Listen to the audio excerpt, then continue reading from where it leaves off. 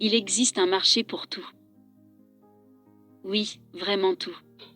Si vous avez une idée inhabituelle hors des sentiers battus, je peux vous garantir qu'il y a une énorme demande pour ça.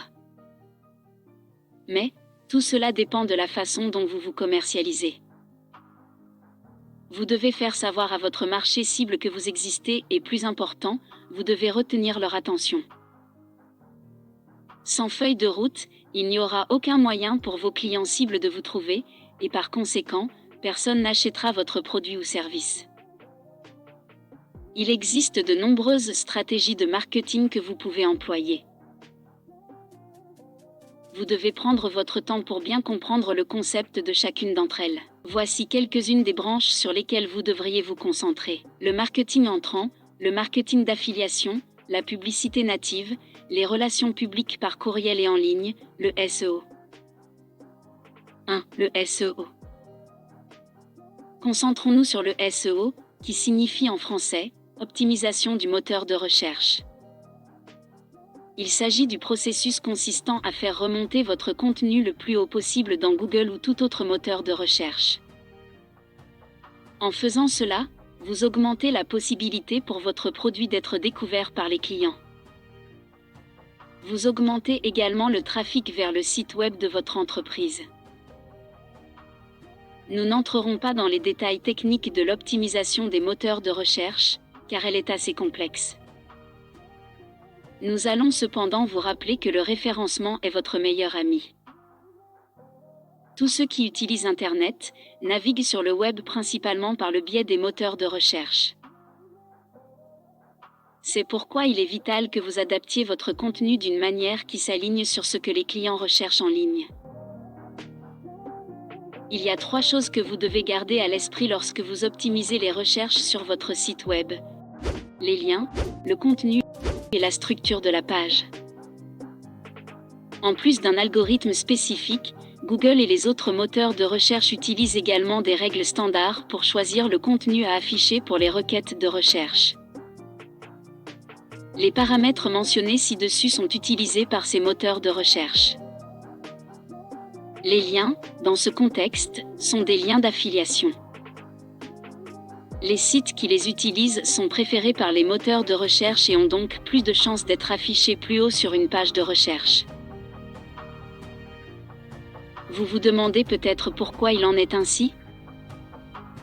Aucun site web de qualité n'inclurait des liens d'affiliation vers des sites louches ou douteux. L'ajout de liens d'affiliation qui renvoient à des sites productifs et utiles montre à l'algorithme du moteur de recherche que votre site est de qualité supérieure. La mesure suivante sur laquelle les moteurs de recherche se concentrent est le contenu.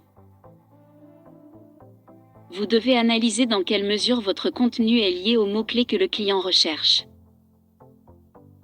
Prenez le temps d'élaborer votre contenu de manière à ce que lorsqu'un client recherche des mots qui correspondent à votre activité et au contenu de votre site, vous soyez l'une des premières choses qui apparaissent.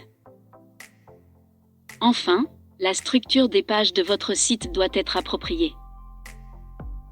Elle doit être au format HTML et inclure les mots-clés pertinents dans le titre ou l'entête. Vous devez vous assurer que votre site est facile à manœuvrer pour le client. Comme indiqué ci-dessus, il existe de nombreuses stratégies que vous pouvez adopter et vous vous sentez peut-être un peu dépassé par toutes ces informations. Mais n'ayez crainte, il existe de nombreux cours en ligne qui vous permettront d'acquérir les compétences nécessaires pour réussir. 2. La gestion du temps. Dans le monde des affaires, le temps, c'est de l'argent. Chaque seconde est une denrée précieuse qui ne doit pas être gaspillée. Avec une entreprise en ligne, surtout lorsque vous en êtes au premier stade de développement, vous devez consacrer suffisamment de temps et d'énergie au lancement de votre activité. Rédigez une liste quotidienne de tâches à accomplir. Si vous êtes un procrastinateur comme moi, un bon truc que j'ai trouvé est de rédiger votre liste de choses à faire, la veille au soir, et d'installer sur votre bureau tout ce dont vous aurez besoin le lendemain pour la compléter. Lorsque vous vous réveillerez le matin, vous ne perdrez pas un temps précieux à vous demander ce que vous devez faire et où sont vos stylos et vos papiers. Vous pourrez vous mettre directement au travail. Si vous avez vraiment du mal à gérer votre temps, il existe des cours en ligne auxquels vous pouvez vous inscrire. Non seulement vous apprendrez des astuces pour gérer votre temps, mais vous serez également en mesure de plonger au cœur de vous-même pour découvrir la cause profonde de ces problèmes de gestion du temps. 3. Compétences en matière de leadership et de délégation. De grands pouvoirs impliquent de grandes responsabilités. Si vous lancez votre entreprise, vous souhaitez sans doute qu'elle se développe et s'étende, mais vous serez aussi responsable de beaucoup de choses. Cela peut aller de la recherche de nouvelles idées commerciales au codage de votre nouveau site web amélioré.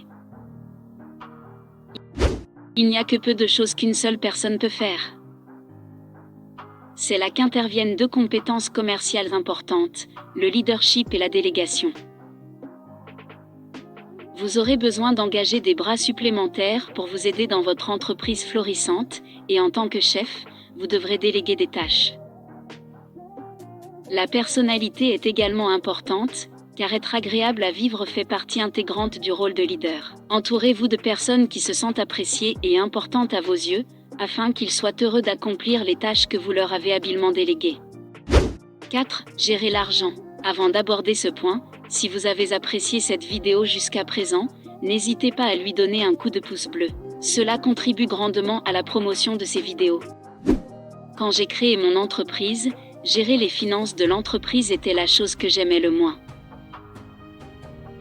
Je devais faire de la comptabilité, payer mes impôts, renouveler mes licences, respecter un budget. Rien que d'y penser, j'ai envie de m'arracher les cheveux encore une fois. J'ai fait l'erreur de débutant de me lancer tête baissée dans les finances sans aucune connaissance préalable de la comptabilité. L'objectif est d'embaucher quelqu'un qui s'est perfectionné dans ce domaine. Malheureusement, quand j'ai démarré mon entreprise, je n'ai pas eu le luxe de faire ça tout de suite. Vous pouvez vous trouver dans la même situation. Mon conseil serait de tenir un journal d'entreprise dans lequel vous écrivez tous les besoins financiers de votre entreprise. Faites-le tous les mois. C'est un autre domaine dont vous pouvez trouver un cours en ligne gratuit à suivre. Je vous suggère de suivre ces cours avant de lancer votre entreprise, afin d'avoir des connaissances en comptabilité avant de commencer officiellement. 5. Le service clientèle. Il y a tellement de produits et de services que j'aime et auxquels je reviens sans cesse parce que j'ai l'impression que rien d'autre ne peut leur être comparé. Mais, il y a eu quelques fois où, le cœur brisé, j'ai dû laisser tomber ce produit à cause d'un service client épouvantable. En tant qu'humains, nous sommes des êtres émotionnels, et quand nous avons un mauvais goût dans la bouche à cause d'une expérience horrible, on a beau essayer, on ne peut pas se débarrasser de ces émotions. C'est pourquoi vous devez disposer d'un service clientèle de premier ordre. Peu importe à quel point votre produit est fantastique, vous pouvez perdre tous ces clients en un clin d'œil si vous les traitez mal. Répondez rapidement aux demandes de vos clients. Soyez poli et patient. Lorsque vous êtes confronté à un client impoli ou mécontent, gardez votre sang-froid et dirigez-le intelligemment vers une meilleure émotion. Répondez à ces questions d'un ton égal, et peut-être même faites quelques blagues pour détendre l'atmosphère. Personnellement, j'adore les blagues toc-toc. On ne peut jamais se tromper avec elles. Un peu de gentillesse peut faire beaucoup de bien, et vous serez surpris de constater que ces clients mécontents que vous avez traités de manière si charmante sont toujours là, et seront les premiers à faire l'éloge de votre produit. Merci beaucoup d'avoir suivi et à très bientôt pour l'épisode 2.